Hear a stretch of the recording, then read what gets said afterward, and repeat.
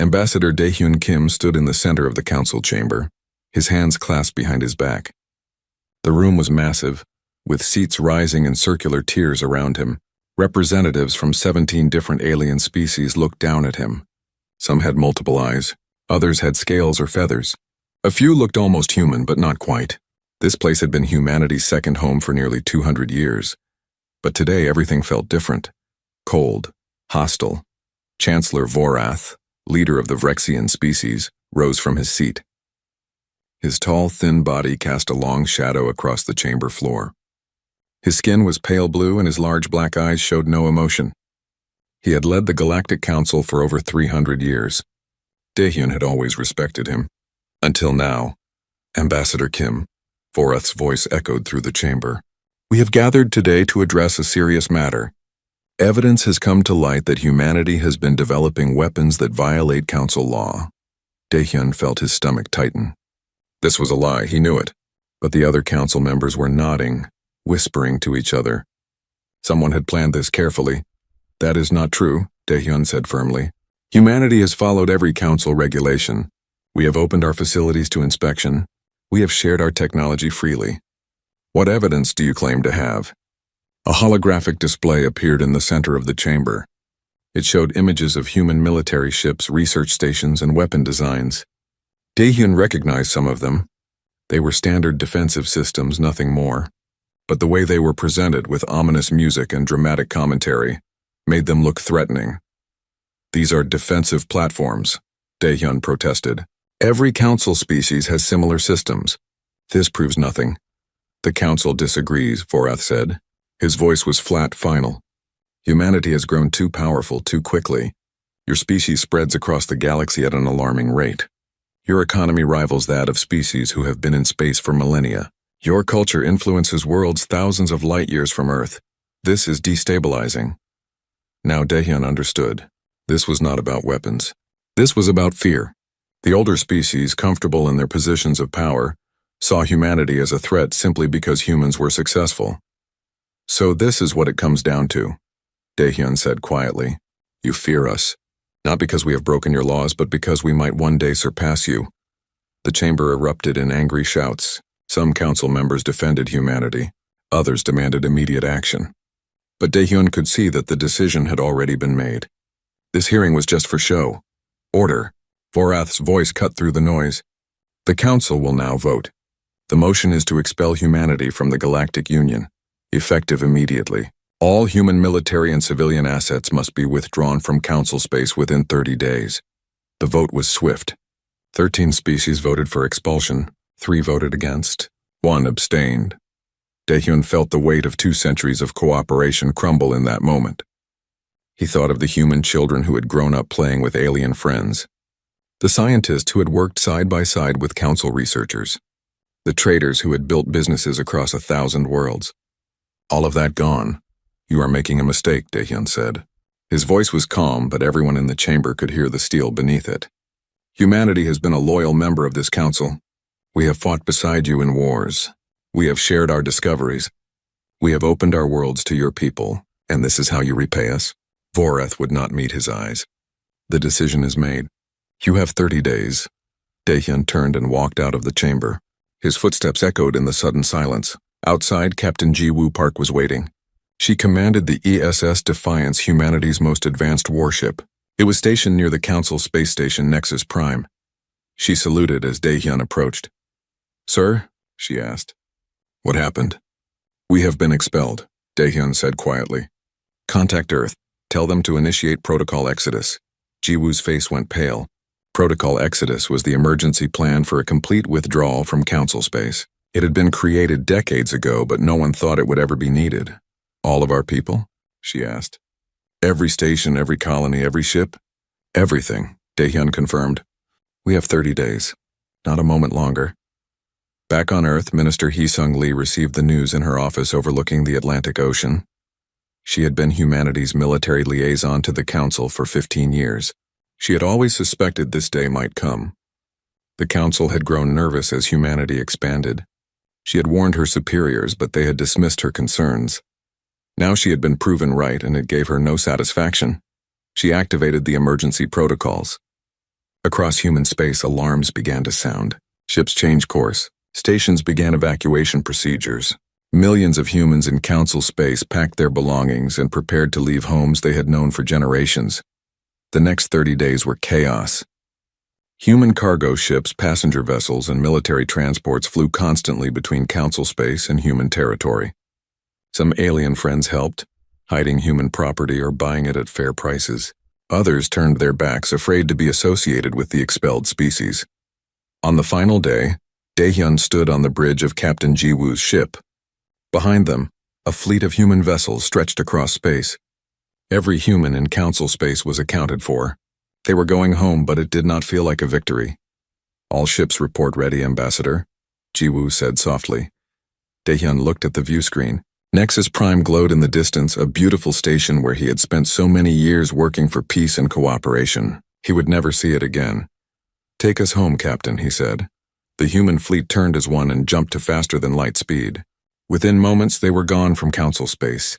Behind them, the council celebrated. They had removed the threat. The old order was safe, but some of the wiser species felt uneasy. They remembered a human saying, "Be careful what you wish for."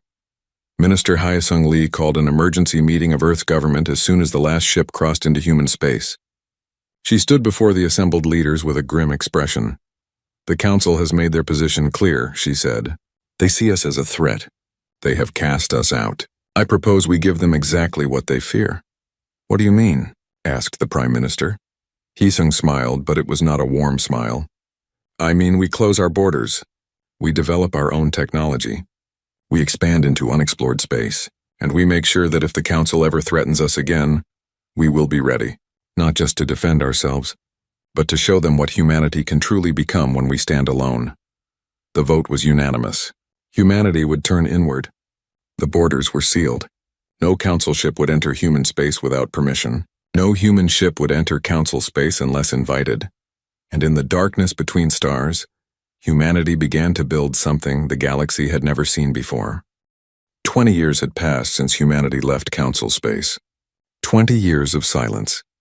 Admiral Jiwoo Park stood on the observation deck of the ESS Indomitable, watching construction crews work on the newest addition to Earth's defense fleet. She was no longer the young captain who had evacuated humans from Nexus Prime. The years had added gray to her hair and lines to her face, but her eyes were sharp, focused. The ship taking shape before her was unlike anything the galaxy had ever seen. It was massive, nearly 3 kilometers long. Its hull was made from materials that bent light around it. Its weapons could tear holes in reality itself. This was humanity's answer to being cast out. "Beautiful, is it not?" a voice said behind her. Dr. Minho Choi joined her at the window. He was the lead scientist of the Prometheus Initiative, the classified project that had consumed 20 years and trillions of credits. He looked tired but satisfied. "Beautiful and terrifying," Jiwoo replied. "Sometimes I wonder if we have gone too far." "The Council forced our hand," Minho said. "They wanted us gone because they feared what we might become. So we became it." Jiwoo did not answer. She thought about the human colonies that now stretched into previously unexplored regions of space. Humanity had expanded rapidly without the Council's regulations holding them back. They had developed technologies the Council had banned as too dangerous. They had become exactly what Vorath had feared. Her communicator beeped. "Admiral, we have a situation. Council vessel detected at the border." Jiwoo's expression hardened. In 20 years, no Council ship had approached human space. The automated defense platforms had standing orders to destroy any vessel that crossed the border without permission. "Hold fire," she ordered. "Let me see what they want." On Mars, in a small house overlooking Valles Marineris, Daehyun Kim sat in his garden. He was old now, truly old. Retirement had not been kind to him. The banishment haunted his dreams. Sometimes he wondered if he could have done something differently, said something that would have changed the Council's mind. His communicator chimed. He almost ignored it. Most days he preferred solitude, but something made him answer. "Daehyun, this is Jiwoo. I need you to see something." An hour later, Daehyun stood in the command center on Luna Station watching a recording. The Council ship at the border was broadcasting a message on repeat. The voice was Vorath's. "Humanity, please respond. We need your help. The galaxy is under attack." Daehyun felt his heart skip. Vorath sounded desperate. That alone was shocking. The proud chancellor begging humanity for help. Tell me what is happening out there, Daehyun said to Jiwoo. We have been monitoring council space, Jiwoo admitted. We never truly cut ties. Our intelligence network has been watching them for 20 years. She brought up a holographic display. It showed the galaxy, with human territory marked in blue and council space in green, but large sections of council space were now marked in red. 3 years ago, something entered the galaxy from outside, Jiwoo explained. The Dravak swarm. They are not like anything we have encountered before. They consume entire worlds, breaking them down for resources. They adapt to every weapon used against them. They learn from every battle. How many worlds have they taken? Daehyun asked. Over 200. Half the council species have lost their home worlds. Billions are dead. Daehyun stared at the map. The red was spreading like a disease across the galaxy. The council, with their ancient fleets and outdated tactics, were losing badly. They sent 3 diplomatic probes to our border over the past year, Jiwoo continued.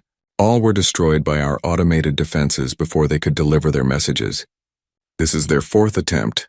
Vorath himself is on that ship. And what does Prime Minister Soo-jin-han say? Daehyun asked. Jiwoo's expression was neutral. The Prime Minister has not yet decided.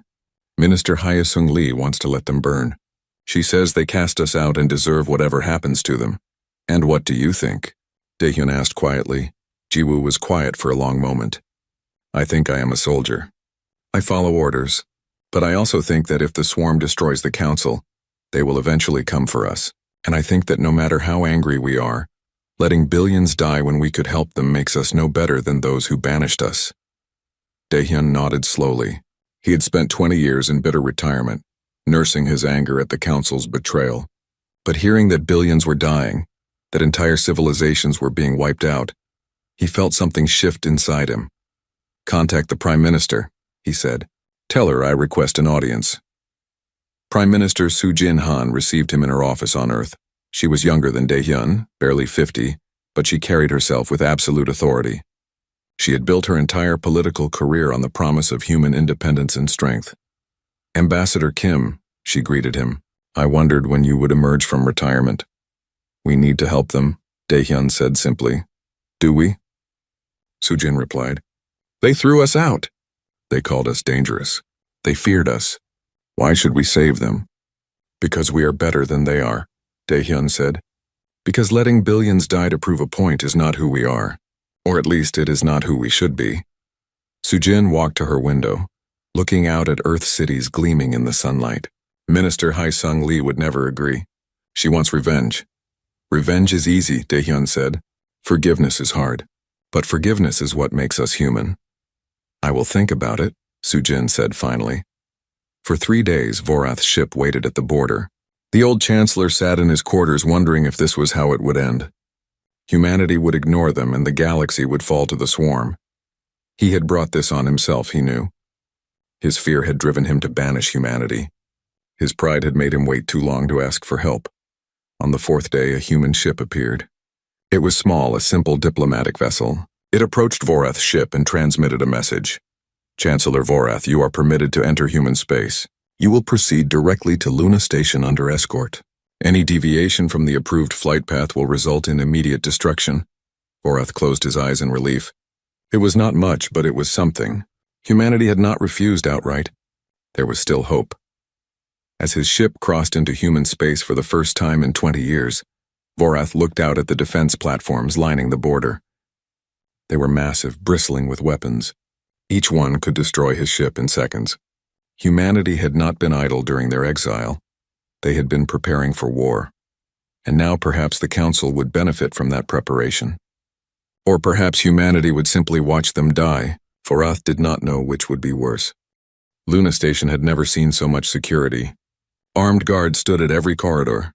Automated weapons tracked Chancellor Vorath as he walked through the halls, escorted by Captain Min Seo-kwan. The young officer kept her hand near her weapon, watching the alien diplomat carefully. Vorath tried not to show his fear. He had ruled the Galactic Council for over 3 centuries. He had negotiated treaties between species that had been at war for millennia. But walking through this human station, surrounded by guards who looked at him with cold hatred, he felt small and powerless. They entered a large conference room. At the far end sat Prime Minister Soo-jin Han, flanked by her advisors. Minister Hee-sung Lee sat to her right, arms crossed, eyes hard. To her left sat Dae-hyun Kim, looking older and sadder than Vorath remembered. Admiral Ji-woo Park stood behind them in full military uniform. "Chancellor Vorath," Soo-jin said. Her voice was neutral, giving nothing away. "You requested this meeting. Speak." Vorath had prepared a speech. He had practiced it during the long journey to human space. But now, standing before these humans, all his carefully chosen words seemed hollow. So instead, he did something he had not done in 300 years. He knelt. The room went silent. Even Minister Hye-sung Lee looked shocked. A council chancellor did not kneel. Not to anyone. Not ever. 20 years ago I made a terrible mistake, Vorath said, his voice breaking. I let fear guide me. I saw your strength, your growth, your success, and I was afraid. Afraid that my species, that all the elder species would become irrelevant. So I fabricated evidence. I manipulated the council. I cast you out. Dae-hyun closed his eyes. Hearing the admission hurt more than he expected. You took everything from us, Hee-sung Lee said coldly. Our homes in council space. Our businesses. Our friends. You made us outcasts. I know, Vorath whispered, and I will carry that shame until I die. But I am not here for myself. I am here for the billions who will die if you do not help us. The Dravak swarm is unlike anything we have faced. They consume worlds. They adapt to our weapons. They learn from our tactics. We are losing badly. He raised his head, meeting Soo-jin's eyes. Half the council species are already gone, extinct. Their worlds are dead husks, stripped of all life. The rest of us are barely holding on. Nexus Prime will fall within a year. After that, the swarm will spread unchecked across the galaxy. And you come to us, Hee-sung Lee said. To the species you feared so much, you exiled us. How does that feel, Chancellor? Like justice, Vorath admitted. I created the very situation I feared. By casting you out, by forcing you to stand alone, I made you even stronger. You developed weapons we banned as too dangerous. You expanded into regions we thought impossible to colonize. You did everything I feared you would do. And now you are our only hope. Soo-jin leaned back in her chair, studying the kneeling chancellor. Give me one reason why we should help you. One reason why we should not simply watch the council burn and then deal with the swarm ourselves. Vorath was silent for a long moment. Then he said simply, because you are better than I am. The words hung in the air. Hye-sung Lee shook her head in disgust and stood. We should let them die. They deserve it. Perhaps they do, Dae-hyun said quietly. It was the first time he had spoken. Perhaps they deserve to face the consequences of their actions. But what about the innocent? What about the billions who had no say in our banishment? The children? The farmers? The artists and teachers and shopkeepers who never wanted any of this? Hee-sung turned to face him. You of all people should want revenge, Dae-hyun. They destroyed your life's work. They did, Dae-hyun agreed. And for 20 years I have been angry. But revenge will not bring back those years. It will not undo the hurt. All it will do is make us into the very thing they feared. A species that values power over compassion. Hee-sung stared at him for a long moment, then turned back to Soo-jin. Prime Minister, this is your decision. But I must advise against helping them. The council made their choice. Let them live with it. Admiral Park, Soo-jin said. Your opinion? Ji-woo stepped forward. From a military perspective, the swarm will eventually reach our space whether we intervene or not. Fighting them now, while the council still exists to provide support and intelligence, is strategically sound. Waiting until we face them alone is foolish. Soo-jin nodded slowly. She looked at Vorath, still kneeling on the floor. She thought about the 20 years of isolation, the anger, the pride. She thought about what kind of species humanity wanted to be. Stand up, Chancellor, she said finally. Vorath stood shakily, barely daring to hope. Humanity will help the council fight the Dravak swarm, Soo-jin said. But we will do so on our terms. Anything, Vorath said quickly. Any terms you require. First, all human military forces will operate under human command. You will not give us orders. You will not dictate our strategies. We will coordinate with you, but we will not submit to your authority. Vorath nodded. It was a reasonable demand. Second, when this war is over, the Galactic Council as it exists now will be dissolved. A new governing body will be created, one where all species have equal voice, including humanity. This was harder, but Vorath nodded again. The old council was broken anyway. Third, you will publicly admit your wrongdoing. You will tell every remaining council species that humanity was unjustly expelled, and that your fear led you to betray loyal allies. Vorath felt the weight of 3 centuries of pride collapse under that demand, but he nodded. I will do it. I will tell them everything. Sujin stood and walked to the window, looking out at Earth hanging in space. I want you to understand something, Chancellor. We are not doing this for you. We are doing this because it is right. Because billions of innocent lives are at stake. Because humanity refuses to become the monsters you feared we would be. She turned back to face him. But do not mistake mercy for weakness. If you or any council species ever threatens humanity again, you will face a very different response. Are we clear? Crystal clear, Vorath said. Sujin looked at Jiwoo. Admiral, mobilize the fleet. All ships. Everything we have built in the past 20 years. It is time to show the galaxy what humanity has become. Jiwoo saluted. Yes, Prime Minister. As Vorath was escorted out, Daehyun approached Sujin. You made the right choice. Sujin smiled sadly. I hope so. Because if we fail, humanity will not get a second chance. Across human space, ships began to move. The fleet that humanity had built in isolation, the weapons they had developed in anger, the military might that had made the Council fear them, all of it was about to be unleashed. Not for conquest. Not for revenge, but to save the very species that had cast them out. And in doing so, humanity would prove once and for all who they truly were. The Arkan system had been beautiful once. 3 habitable worlds, billions of inhabitants, centers of art and culture. Now it was a graveyard. The Dravak swarm had stripped 2 of the planets bare, leaving only dead rock.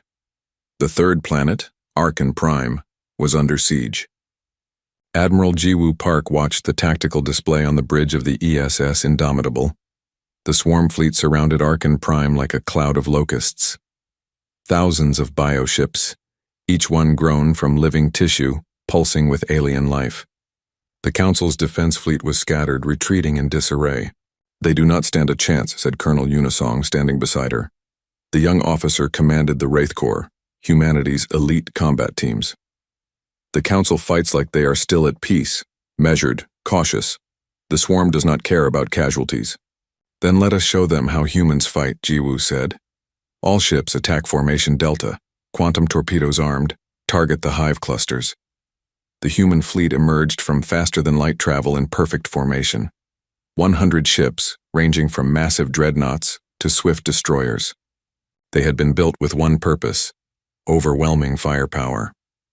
The swarm reacted immediately, thousands of bioships turning toward the new threat. But they were too slow. The human ships opened fire. Quantum torpedoes, weapons that existed partially, outside normal space, phased through the swarm's organic armor and detonated inside their ships. Plasma lances, superheated streams of contained star matter, cut through bioships like knives through paper. Gravity wells collapsed space itself, crushing dozens of enemy vessels at a time. The swarm had never encountered weapons like these. In minutes, thousands of bioships were destroyed. The survivors tried to adapt, growing thicker armor, changing their formations. But humanity had studied them for 3 years through long-range observations. Every adaptation had been predicted. On the Council flagship, Envoy Talon watched in stunned silence. He was young for a Vrexian, barely 80 years old. Chancellor Vorath had sent him to coordinate with the humans. Now he understood why humanity had been feared. This was not warfare. This was extermination. Admiral Park, he transmitted. Your assistance is overwhelming. Thank you. Save your thanks, Jiwoo replied. We are just getting started. Colonel Song, deploy the Wraith Corps. Yuna Song smiled. This was what she had trained for. All units launch. From the human ships, thousands of small pods shot out into space. Each contained a team of 4 soldiers in advanced combat armor. They were headed toward the largest swarm bioships, the hive ships where the swarm's consciousness resided. Boarding a swarm ship was considered suicide by Council standards. The interior was toxic, filled with acidic atmosphere and deadly organisms. But humanity had prepared. The Wraith Corps wore sealed suits that could survive anything. They carried weapons designed to work in extreme environments. Yuna's pod slammed into the hull of a hive ship. Cutting tools burned through the organic armor. Her team dropped inside, weapons ready. The interior was a nightmare. Pulsing walls, creatures that seemed to be part of the ship itself, and a smell that would have killed an unprotected human instantly. But Yuna and her team moved with practiced efficiency, following maps created by analyzing dead swarm ships. Dr. Choi, she transmitted back to the fleet. We are inside, deploying collection units. Dr. Minho Choi watched from his lab aboard the Indomitable. This was the real mission. The firepower was impressive, but he needed samples. Living tissue from the hive ships, genetic information. Only then could he develop a real weapon against the swarm. Samples received, he said after a tense few minutes. Colonel Song, get your people out of there. Yuna's team fought their way back to their pod. Behind them, explosive charges detonated, ripping the hive ship apart from within. They launched just as the ship began to die, its organic systems shutting down in a cascade of failure. The Battle of Arkan lasted 6 hours. When it was over, the swarm fleet was destroyed, not scattered, not retreating, completely eliminated. The human fleet had lost 3 ships and suffered minor damage to a dozen others.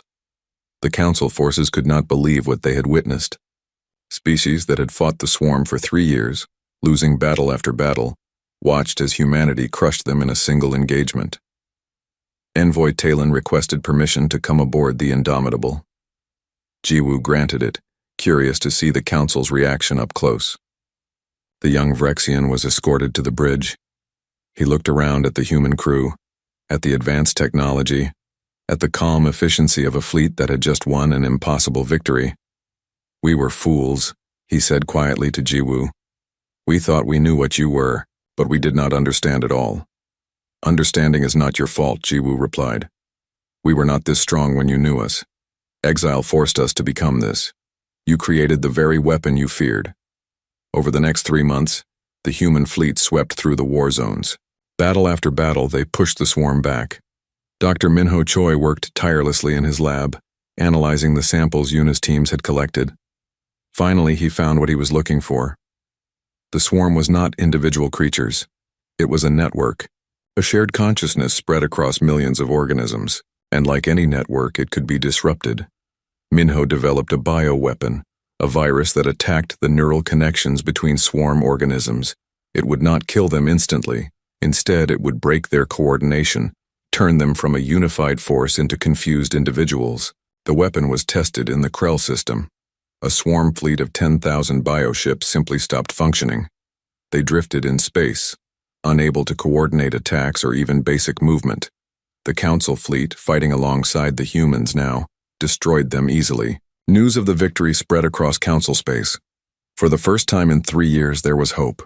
Humanity was winning, but not everyone in Council space was happy.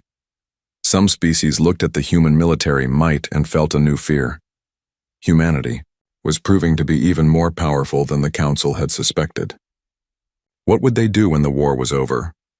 Chancellor Vorath, now serving as an advisor rather than a leader, watched these concerns grow.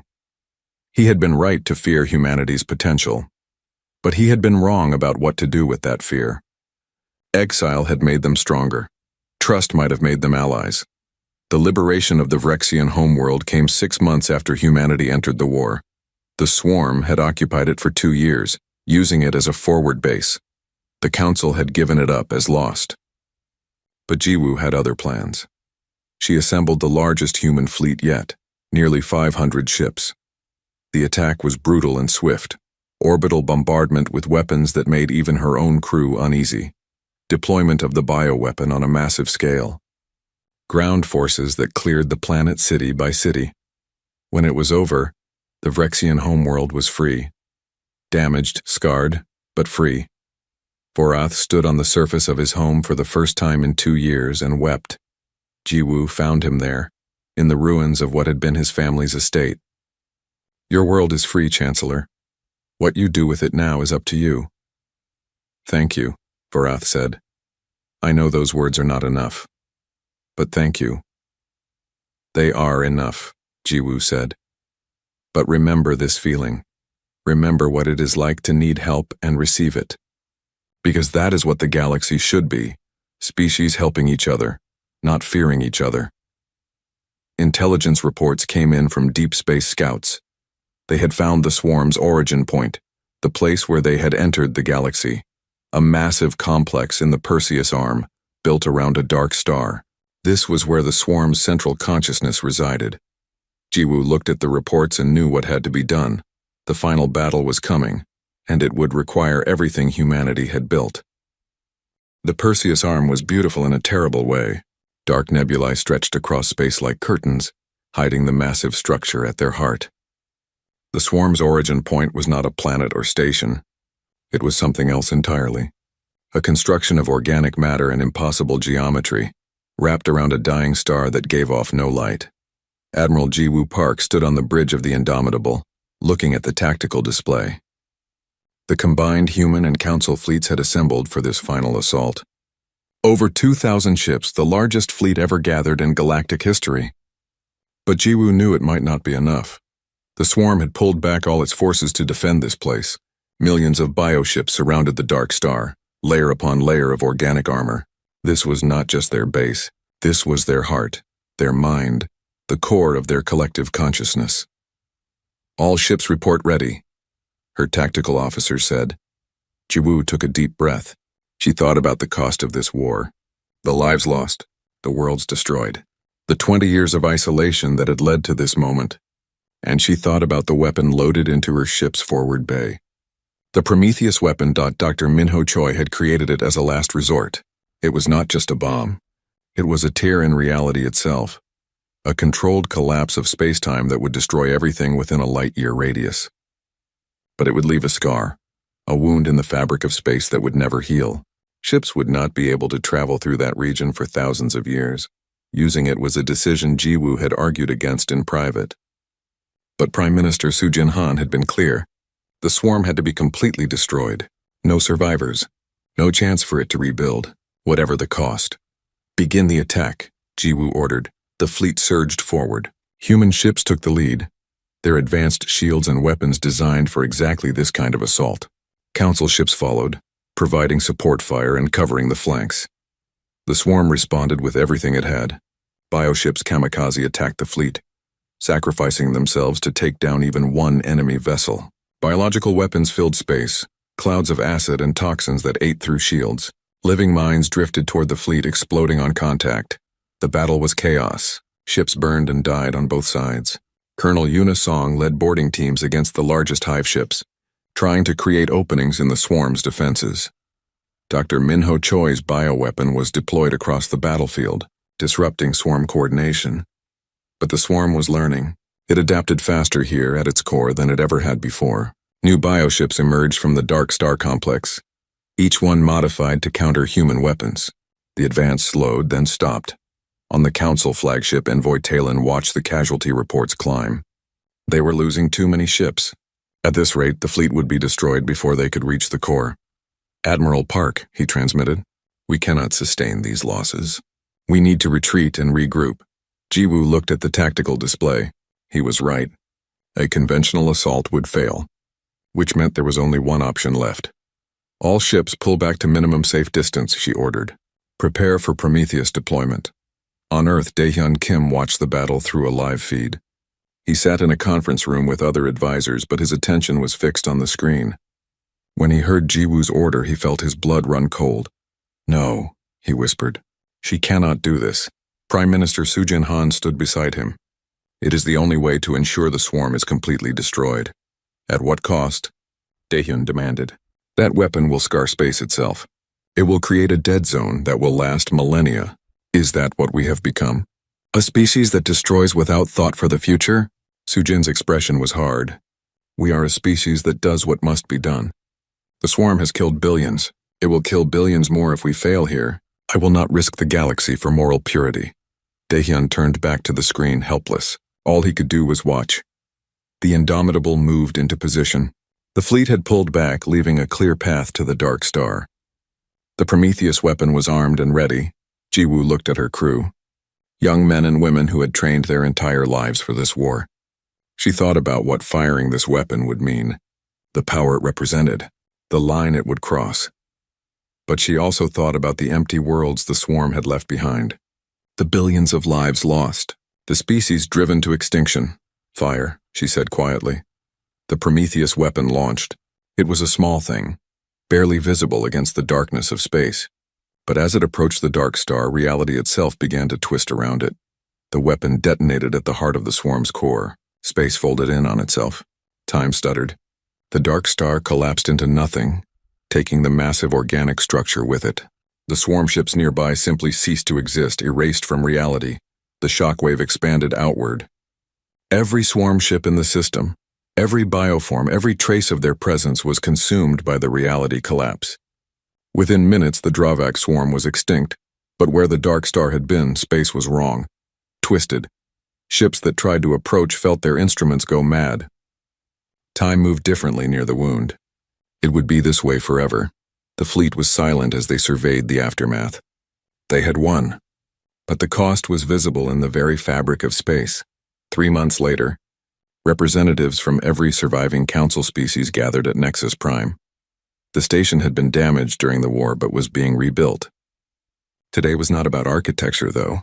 It was about the future. Chancellor Vorath stood before the assembly. He was stepping down as he had promised, but first he had one final duty. 20 years ago I made a terrible mistake, he said. His voice echoed through the chamber. I allowed fear to guide me. I saw humanity's potential and felt threatened. So I fabricated evidence, manipulated this council, and expelled them from the Galactic Union.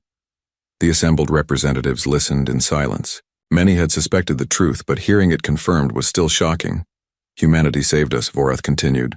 They fought for species that had betrayed them. They bled for worlds that had cast them out.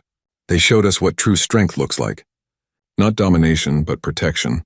Not revenge, but mercy. He looked directly at where Daehyun Kim sat. The old ambassador had returned to Nexus Prime for this moment. I propose we dissolve the old council, Vorath said, and create something new. A galactic federation where all species have equal voice, where decisions are made collectively, not by a few elder species hoarding power, and where humanity has the seat they always deserved. The vote was quick and unanimous. The old Galactic Council was dissolved. Prime Minister Sujin Han addressed the assembly via hologram from Earth. Humanity accepts membership in this new federation, but we do so with clear understanding. We will never again be made powerless. We will defend ourselves and our allies with every resource we have, but we will also never forget the cost of isolation. We will work with you, stand beside you, and build a better galaxy together. After the ceremony, Daehyun walked through the rebuilt corridors of Nexus Prime. Everything looked different now. The old divisions, the old hierarchies were gone. In their place was something new. Uncertain, yes, but full of possibility. Jiwoo found him there, looking out at the stars. Are you satisfied with how things turned out? Daehyun was quiet for a moment. Ask me in 100 years. Building something new is always harder than destroying something old. We have the structure, but do we have the will to make it work? We have to try, Jiwoo said. After everything we sacrificed to get here, Daehyun smiled. Yes, we have to try, and maybe that is enough. Maybe the willingness to try is what makes us human. Across the galaxy, humanity began to open its borders again. Trade resumed. Cultural exchanges started. Human children played with alien friends once more. The 20 years of isolation were ending, but the lesson remained. Humanity had proven they could stand alone, could become powerful enough to reshape the galaxy, and they had proven they could choose mercy over revenge, cooperation over domination. In the Perseus arm, the scar in space served as a reminder. A warning. Power without wisdom led to destruction. Fear without understanding led to tragedy. The new Galactic Federation would remember, and humanity would make sure they never forgot what happens when fear rules over hope, when isolation replaces cooperation, when power is chosen over compassion, because the galaxy had been given a second chance, and this time they would do better.